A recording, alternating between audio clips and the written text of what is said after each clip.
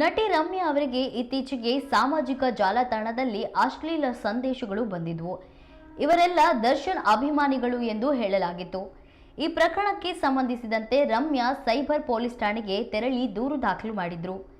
ಈ ಪ್ರಕರಣದಲ್ಲಿ ತ್ವರಿತ ಕ್ರಮ ಕೈಗೊಂಡಿರೋ ಪೊಲೀಸ್ ಅಧಿಕಾರಿಗಳು ಇಬ್ಬರನ್ನ ಬಂಧಿಸಿದ್ದು, ಒಬ್ಬರನ್ನು ವಶಕ್ಕೆ ಪಡೆದಿದ್ದಾರೆ. ಇದರಿಂದ ಉಳಿದವರಿಗೆ ಭಯ ಶುರುವಾಗಿದೆ. ರಮ್ಯಾ ಅವರು ಇತ್ತೀಚೆಗೆ ರೇಣುಕಸ್ವಾಮಿ ಪರ ಮಾತನಾಡುತ್ತಿದ್ರು. ಸುಪ್ರೀಂ ಕೋರ್ಟ್ನಲ್ಲಿ ದರ್ಶನ್ ಜಾಮೀನು ಅರ್ಜಿ ವಿಚಾರಣೆ ನಡೆಯುವಾಗ ರೇಣುಕಸ್ವಾಮಿ ಕುಟುಂಬಕ್ಕೆ ನ್ಯಾಯ ಸಿಗೋ ಭರವಸೆ ಇದೆ ಎಂದಿದ್ರು.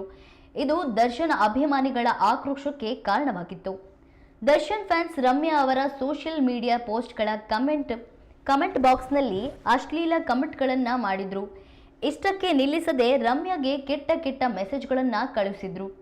ಇದನ್ನು ಸಹಿಸಿಕೊಳ್ಳದ ರಮ್ಯಾ ಅವರು ಹೋಗಿ ಸೈಬರ್ ಠಾಣೆಗೆ ದೂರು ದಾಖಲು ಮಾಡಿದ್ರು.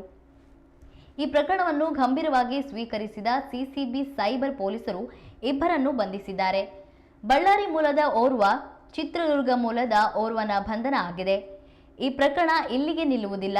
ಈ ಪ್ರಕರಣದಲ್ಲಿ ಇನ್ನೂ ಹೆಸರು ದಾಖಲಾಗಿದೆ. ಅವರ ಹುಡುಕಾಟ ನಡೆಯುತ್ತಿದೆ.